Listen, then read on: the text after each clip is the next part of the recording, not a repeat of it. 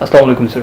Walaikum salam. How are you? I'm fine, thank you. First of all, thank you so very much for giving us time and giving us this opportunity to take the wisdom from you. But anyways, tell me something about yourself, about your education, and where do you work nowadays? Well, right now I'm working at LUMS in the physics department, and my research area is particle physics. All right. I've studied at several institutions in Pakistan. I did my undergrad at GIK back in 2003, and then I spent a couple of years at Qaeda-e-Azam University. Spent a year at Cambridge. All right. In the UK, and the next 5 years I spent at the University of Delaware in the US. All right. Where I got my PhD in particle physics. Amazing. And since then I've worked at NUST for about 8.5 to 9 years or so, and I joined LUMS recently, Great. about a year ago. That's wonderful. So what's the difference? You do have experience of studying in different top-notch universities, and then you are working in the top-notch universities. What difference did you find as a student and when you started working over here? Okay. Well, of course, the perspective of the student is always different from the perspective of the teacher. From the teacher's perspective, you have to balance a lot of different things. In particular, the challenge in Pakistan is how do you even begin to balance your workloads in terms of research and teaching, and how do you try to develop a culture of research, because we really don't have much of a culture of research. True. So that's been the biggest challenge. Life as a student, I never was a graduate student in Pakistan. I only got my undergrad education here, and life as an undergrad is a lot more chill. You just have a lot more time to hang out. There's a lot of the idealism of youth, and there's you have your entire life ahead of you to plan and stuff. And so I would say that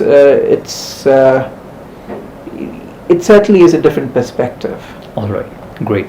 So, if we talk about your student life, you have studied in Pakistan, just as you mentioned, your undergrad degree was from Pakistan, and of course you got your graduation from abroad.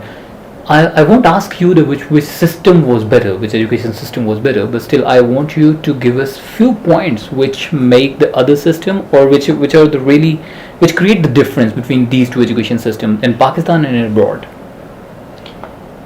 Well, I would say that, okay, so alright, so I would assume that we want to focus on education in Pakistan anyway, because that's what we're trying to target, and that's what we're trying to perhaps try to diagnose how to improve things and stuff like that. So from that perspective, what I would say is that there's an overall lack of seriousness in the student body even. So even when I was studying, then there was a lot of so you'd find a lot of students who were not really wanting to learn, and I see that thing increasing now. As a teacher, I see a lot of students who aren't who are in the degree program because they want a degree, not because they want to study that particular subject, not because they want to learn that particular subject. I think that's one thing that does make a difference. But then again, I can't just base it just on my own experiences of education abroad, because my education abroad was as a graduate student, and by the time people get to their grad schools, or in other words, anybody who gets to grad school is already focused on that particular subject area. So perhaps a lot of the undergrads, even around the world, are like that. So I don't think we should really blame them that much. But it would be nicer to see more eagerness from the students to learn. Mind you, there are some students who are very eager to learn. And that's how it is in every class. So you have a class of about 300 students or so. You'll find that 10% of them are always super eager to learn. It'd be nicer to see more like 50% of the class. True. I mean, that is also the vision that we should work on that. Okay, this is the problem side, that we don't have the serious student who are really willing to learn. Or that's not the only problem, but yeah, that is a problem. Yeah. Okay. So if this is the one of the problems, so what do you think? Is there any system that is working to eliminate this thing, or what could be the step that we can take to make this thing, or to make students more passionate to learn new things, or to get exposure or explore things and all? Frankly, I mean, I don't know. This is a very, very difficult question, and people the world over have been trying to answer this one question, and people have come up with all sorts of things based. Okay, so why don't we change the way the course is delivered completely? And again, it's so. For example, let's talk about a very specific solution to this kind of a problem, and that is known as I forget the technical term, but it is in education circles. This thing is known as. Let me think about it. It is.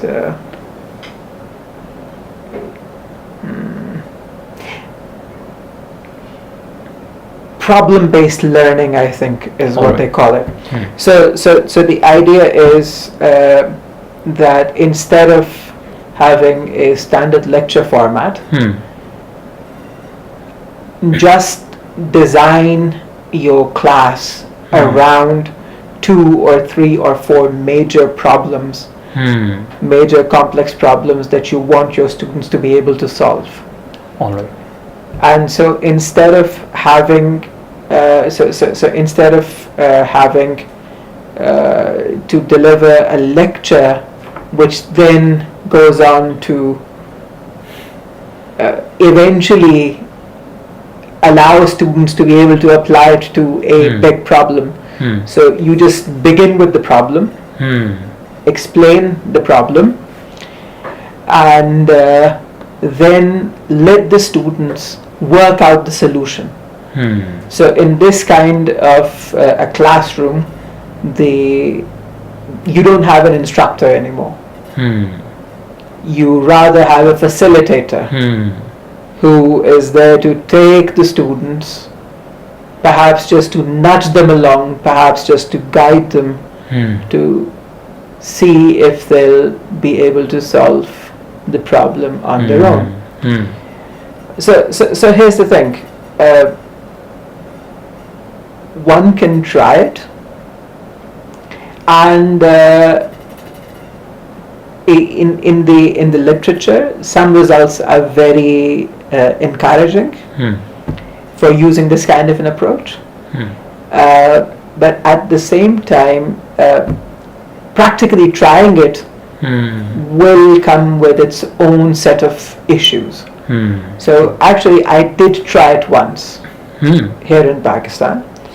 And the problem was that I would say something like around 50 to 60% of the students thought that this was a superb way of doing the course. The remaining 40 to 50% or so just hated it. And the students who hated it, they complained like hell all around. Okay, so I couldn't continue with this particular approach because of COVID, because it happened in a semester in which COVID also struck. And so when that happened, I had to just, so we all had to adjust. Or might be COVID even also did not like this method. That's why he I jumped don't in. know. I don't know. I mean, I know the world over the method has been a success. So I can't say whether my attempt was a failure or a success because we couldn't really take it to the end. But so I mean, there are these approaches that people keep on trying, right? And then there are people who will come up with all kinds of different approaches, different ideas to how to make the classroom more interactive. At the end of the day, however, I don't know. I mean, and you see, the underlying thing that everybody is saying when they're trying some of these things out, particularly when one talks about classroom activities and stuff like that, the underlying assumption is that students and in particular millennials have a very short attention span. So we want to keep them engaged and we want to deliver education in bursts of 8 to 10 minutes and then have them do little exercise but I don't know. I mean, I'm sort of skeptical of this kind of way of looking at things. How dare you have a short attention span and attempt a degree program? Don't do it. is perhaps the hardline approach that I would take. So yeah, to cut a long story short, yes, there are a lot of proposals of how to increase student participation, how to get students more engaged in the classroom. There are different people who are trying out different things, for sure. And a lot of that is also happening locally as well, right? So I mean, when we sit around, many times we bounce ideas off each other. Okay, so let's see if we try this or if we try that in the classroom. Let's see how it goes. But I think at the end of the day, it's a seriousness that's going to have to come with a realization that it's in the student's best interest to actually learn, to value knowledge just for the sake of knowledge. All right. Just as you were mentioning that you applied one method to make this class more interactive, I mean, what do you think? Is it only the teacher who can do these type of the things, or is there any sort of responsibility that comes from the institution side? I mean, teacher is also not free to work the way he wants to in our country, specifically in our education system. We are bound to work on the syllabus line. There is a one set pattern that we are supposed to follow. If we go beyond that, I'm not talking about those best universities, I'm talking in general. So the teacher is also bound to do these things. So what do you think, what could be I mean, you said it very well, the teacher himself can adopt different methods and they are applying those. How about the institution and the relationship between the institution and the teacher? Okay, so I think the institution, the best thing that the institutions can do for this for facilitating the process of learning is to reduce the workload on the teachers. That's the one big thing that can make a huge difference. True. Right? So yeah, I mean, yeah, you're right. I mean, I speak from a position of privilege. So whether I'm talking about a teacher at LUMS or a teacher at NUST, there's a lot more flexibility that one has, and at LUMS the flexibility is immense from the point of view of the teacher. Of course, there's a curriculum that you have to follow, right? But I mean, you do have some freedom as well. But that's supposed to be there, right? If I'm going to a class and I'm supposed to be teaching thermodynamics, I have to teach thermodynamics. There's really no two ways about it. All right. Right? But certainly LUMS does afford me the freedom to structure my classes the way I want to. And so yes, I mean, if I'm going to say that sitting here, I'm in a position of privilege to design my classroom the way I want to, that would be very correct. And you have very rightly said that is certainly not the situation for the vast majority of instructors and teachers throughout Pakistan. So, having said that, the one thing, and I would say the only thing that the institutions can really do is reduce the workload. And might be the non-teaching one, to be specific. And the teaching load.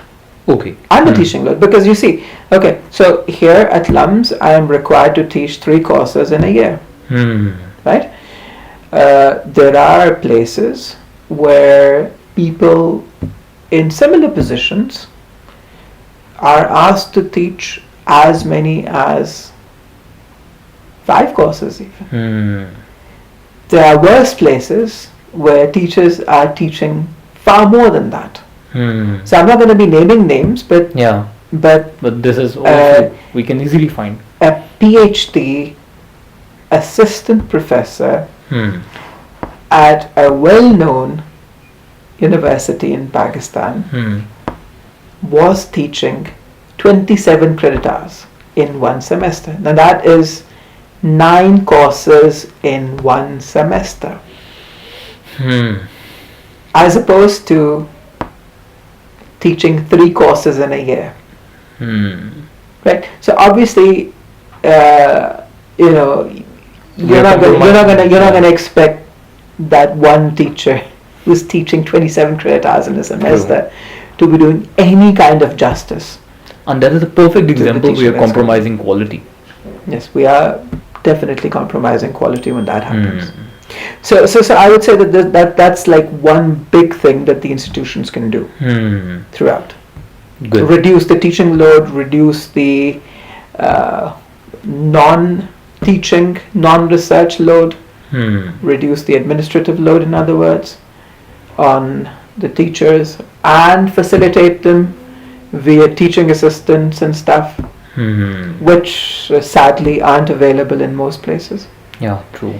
But other than that, there can't be much of an interference in the classroom, right? So when the teacher is inside the classroom, it is the teacher and the students and the two together that have to make it a success. True. And how do you see, I mean, just as you were talking about the teaching burden on the teacher, how about the students? I mean, they are also, like, we are bombarding them with the content. But if we talk about the other aspect, in one class we can see there are 100 students in one class, which is not very common if we talk about abroad. They usually go with the small batches when it comes to not necessarily. All right. Not necessarily. I mean, so if we look at, for example, some of the lecture courses, some of the more so some of the lecture courses in the freshman year or freshman and sophomore years in the US, the class size could be as large as 700 or 800. And it's 700 and 800 students sitting down at one point in time and being lectured by one person. Classes of 400 to 500 are very common. And 100 to 150 are very, very common. Right? So that's not such a big deal. Now here is where some personal grooming and ethics also comes in.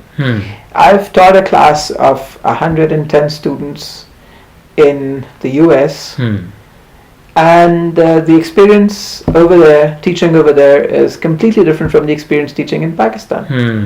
Because in Pakistan, even with a class of 40 or 50,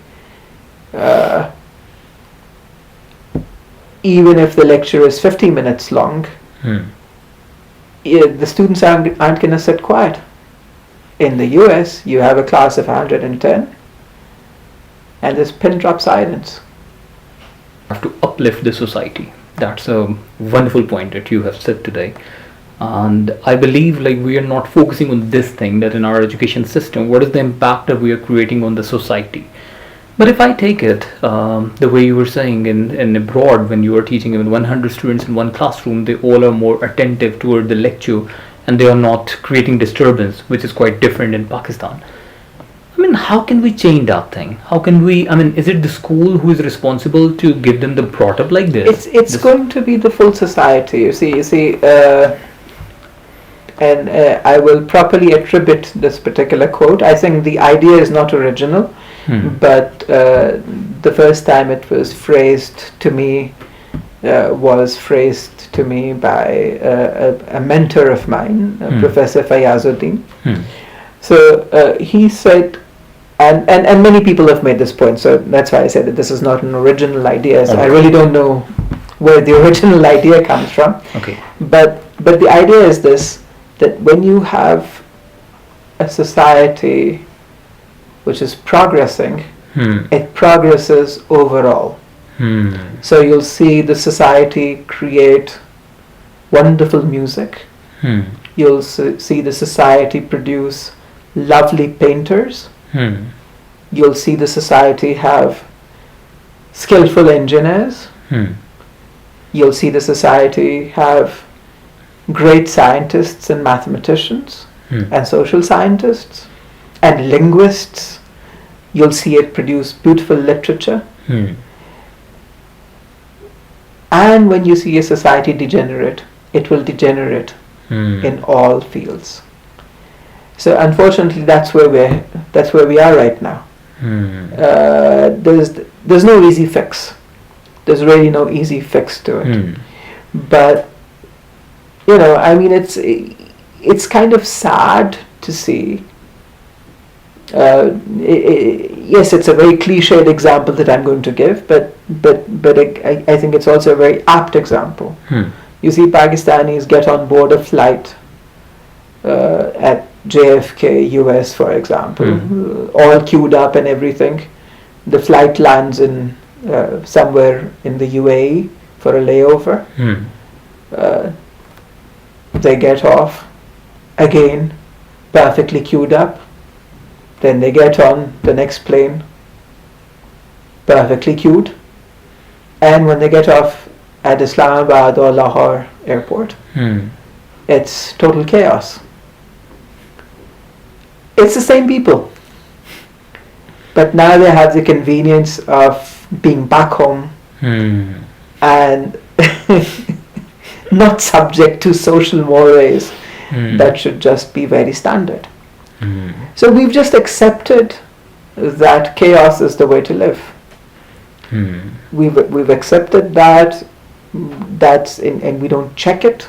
We don't check it in our schools. We don't check it in our homes.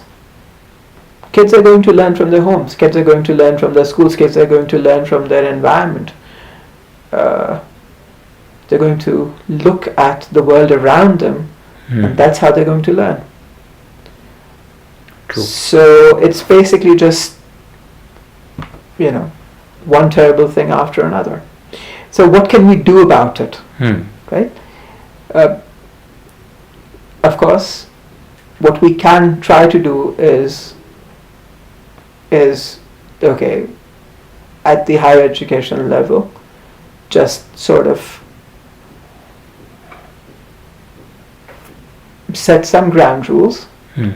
And within those ground rules, if somebody is trying to violate those ground rules, just give them strong cautions. But that's, other than that, I don't see anything that's really going to change that. True.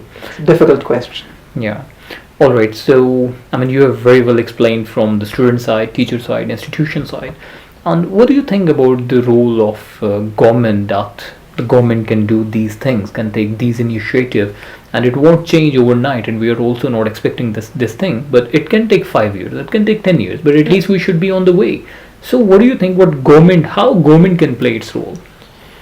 Okay, so the government is actually, when we specifically talk about higher education and we talk about education in general and talk about higher education, the government obviously has a very strong role to play, and they haven't been playing a very good role, in my personal opinion. So I mean, you'll see there are things that need to be emphasized which aren't being emphasized, and then there are things that need to be checked that aren't being checked. So one thing that we've all gone for is quantity over quality. Uh, in terms of the number of universities that we've wanted to open. Right, so it's now people are thinking of saying, okay, you know what, my district does not have a university. My district needs a university. So give me funds so I can make a university there. That's just a very silly way of going about higher education. The emphasis should really have been on elementary education. The emphasis should really have been on teacher training. The emphasis really should have been on providing skills-based education even at the high school level. What's wrong with that?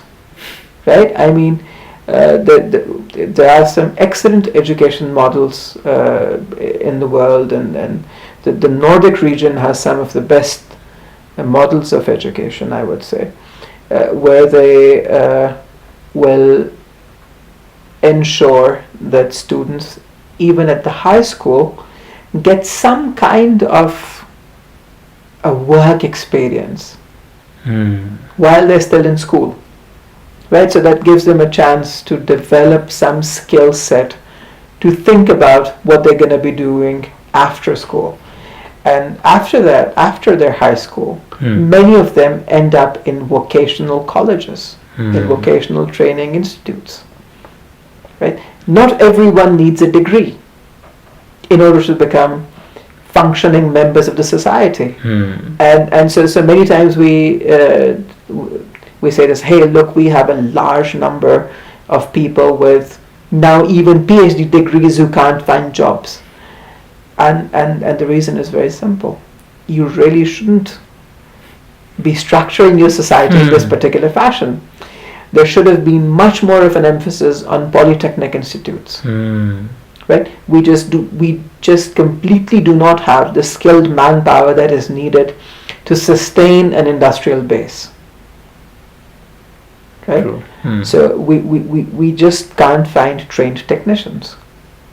The vocational training institutes that we actually do have, the polytechnics that we do have, just churn out garbage, for want of a better word. And the same is true for a lot of the universities. Right? So what did we do? We said, one fine day, let's eliminate the 2-year BSc, and any teaching college that was giving that 2-year BSc education will now begin giving a 4-year BS education.